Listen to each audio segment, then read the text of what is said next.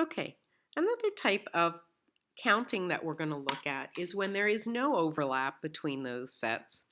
So each event happens independently. At Polly's Peanut Butter Sandwich Palace, you can choose from each list. So the first is you can choose the type of bread.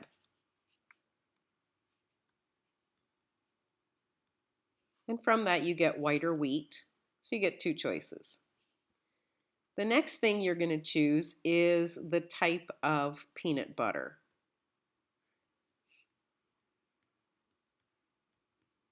You could choose smooth, chunky, or extra chunky. So that's three different types of peanut butter. Then the next thing is the jelly, and there are three types of jelly you can choose from.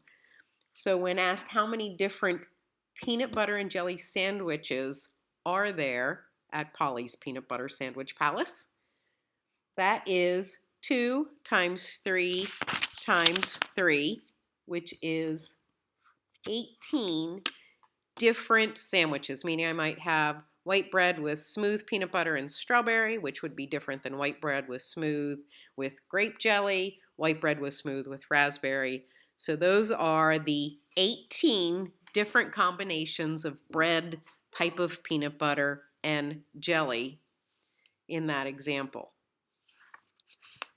Okay, this is the multiplication principle of counting.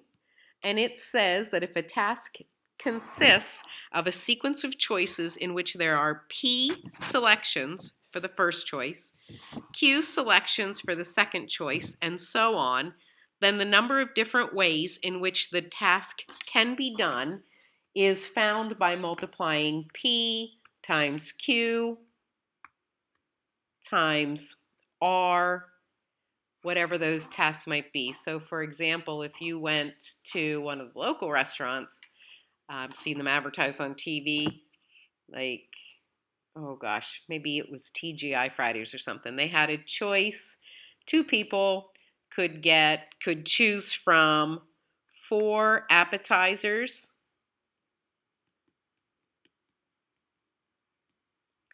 3 entrees, and 5 desserts. Okay, so if you want to know how many different combinations there are of those 4 appetizers, 3 entrees, and 5 desserts, that would be 4 times 3 times 5, or 60 combinations, depending on which appetizer, entree, or dessert you chose. That's the multiplication principle of counting. So in 22, it says how many license plates can be made using 3 letters followed by 4 digits. So we have a license plate, a letter, a letter, a letter, digit, digit, digit, digit. So if we look at how many ways or how many combinations of license plates there are 26 letters, and it doesn't matter if you choose A all 3 times, that would still be unique. There are 10 different numbers, 0 to 9. So that means a whopping 175,760,000 combinations for license plates that contain 3 letters and 4 numbers. Okay, number 23 and 24 and 25 are homework. Let's take a look at 26.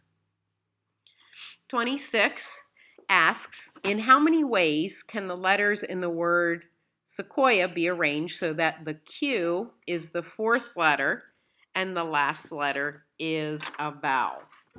So when we look at this, we have those 7 spots.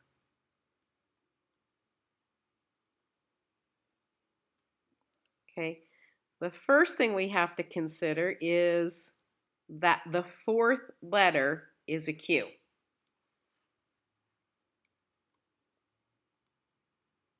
So that's our first spot. The fourth letter is a Q. So then we have to consider that the last letter is a vowel.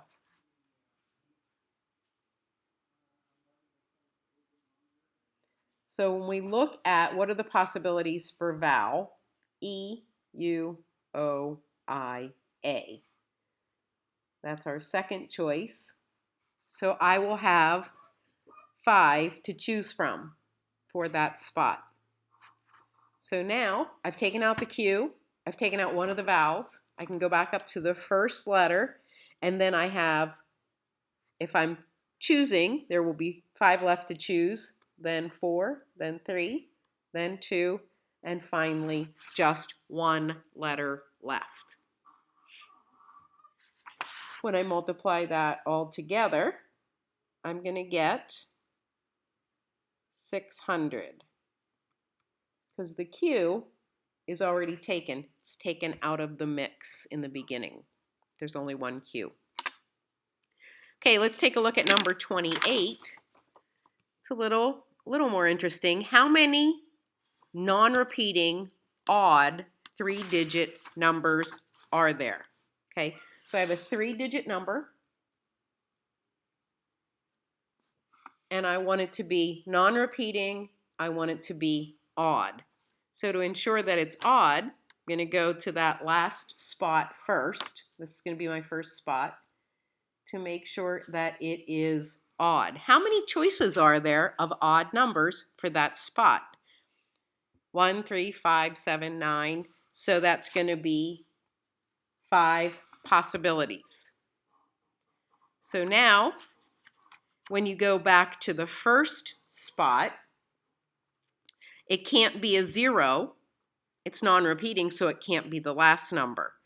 So there are 8 possibilities for that spot. We've removed the 0, and we've removed the odd number that we used on our first choice. So that's our second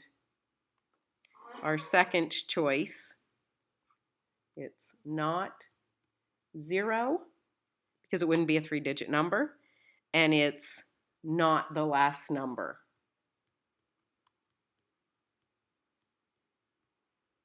So I've removed 2 of the numbers from 0 to 9. That leaves me 8.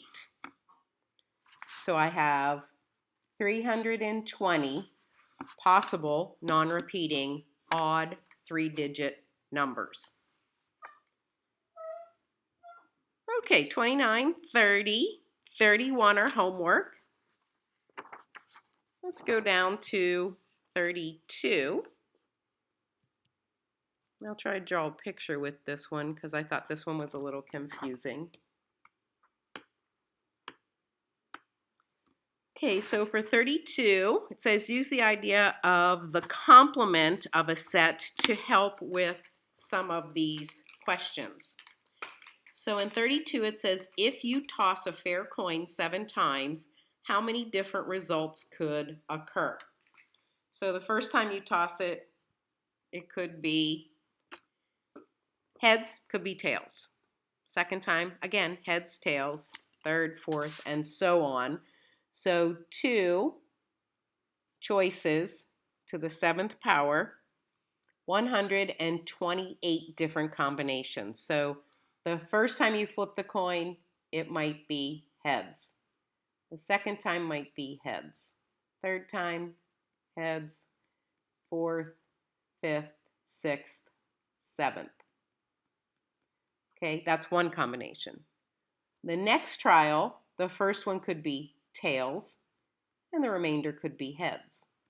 Okay, so there are 128 different combinations of heads and tails when you flip a coin 7 times.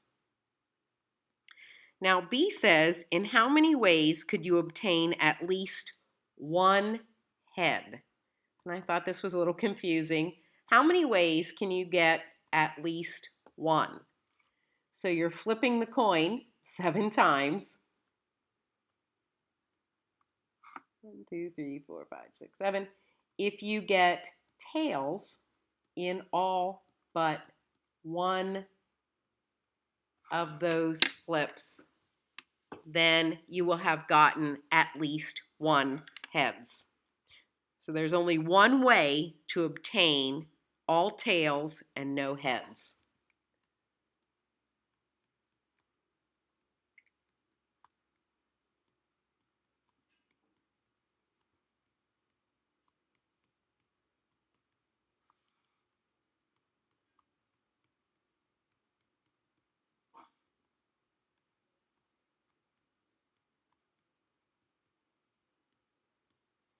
Only one way to obtain all tails and no heads. So we take the universe, which is 128, minus the one way that you can have all tails and no heads. And that means there are 127 ways in which you can have at least one heads. In C, it asks, in how many ways could you obtain at least two heads? So when we look at this one, there's only one way to have no heads. So only one way.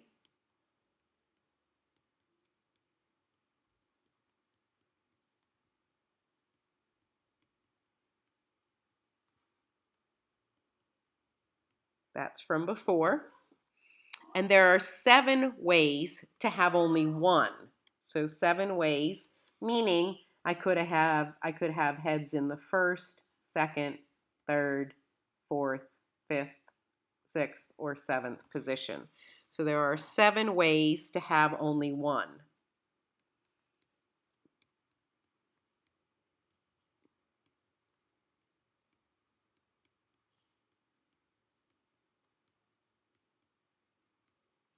So that means I take the universe, 128, minus the one way to have no heads, and I also subtract the 7 ways that I can have only one head, and that will give me 120 ways in which I can obtain at least 2 heads. So 120 ways to obtain 2 heads.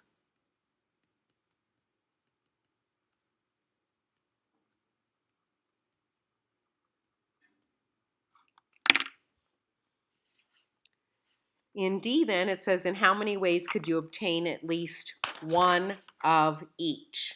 At least one of each. There's only one way to have heads, all heads, and only one way to have all tails. So there's only one way to have all heads.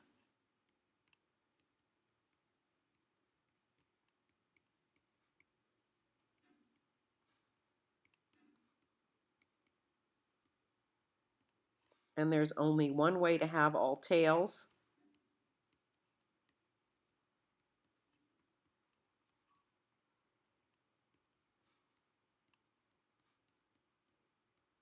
If my universe consists of 128 ways, then minus 1 gives me 126 ways that I could obtain at least one of each.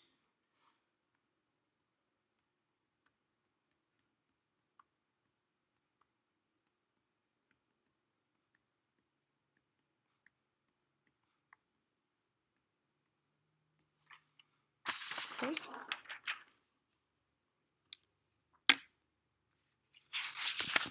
Let's go ahead and finish this with this video. We'll go to number 33. Number 3 says that 2 dice are rolled. For visualization purposes, assume that one is red, the other is blue. How many different outcomes are there? So the first time you could have the red one is 1, the blue one is 1, or vice versa. That would be 2. How many different ways can you roll a 2 and a 1? Oh, I forgot to answer the first question, so I'm sorry. Let's go back up there. How many different outcomes are there? There are 36. 6 times 6 because each dice has 6 sides. So 36 possible outcomes. So there are 2 ways in which I can get a 2. There are 3 ways in which I could get a 3. I could roll a red 2, a blue 2. I'm not sure I understand her chart.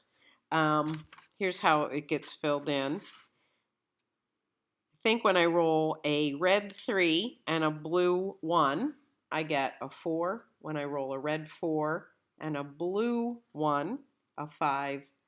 So the sum here is 6 and then 7. So when I roll the dice and I get a blue 2 and a red 1, I have a 3, and so on. So when I roll a blue 3 and a red 1, that's a 4.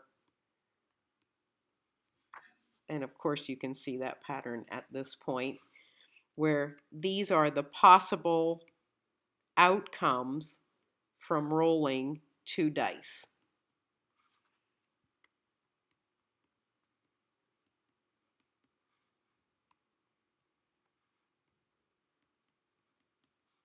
So those are all the possible outcomes from rolling 1 red die and 1 blue die.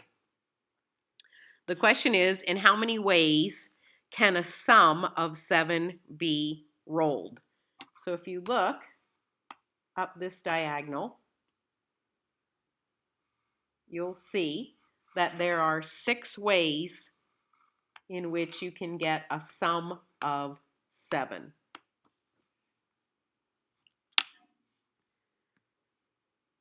D, in how many ways can a sum of 2, 3, or 12 be rolled? So if we look at those, there's only one way I can get a 12. There's only one way I can get a 2. There are 2 ways that I can get a 3. So that means 4. E, in how many ways can a sum of 7 of a number other than 7 be rolled? So the universe is 36. We said there are 6 ways in which you can get a 7. So we'll subtract 6. So there are 30 ways to roll a sum other than 7. And I think the last one, letter F, says, in how many ways can a sum of at least 3 be rolled? So when you look at that, there are 36 elements in the set. There's only one way to get a number, a sum less than 3, and that's if you get a 1 and a 1, which is 2. So the answer is 35. Then questions 34 and 35 are both homework. So please complete the notes and the homework for Monday. I think that's the next time I see you. Thank you and have a nice weekend.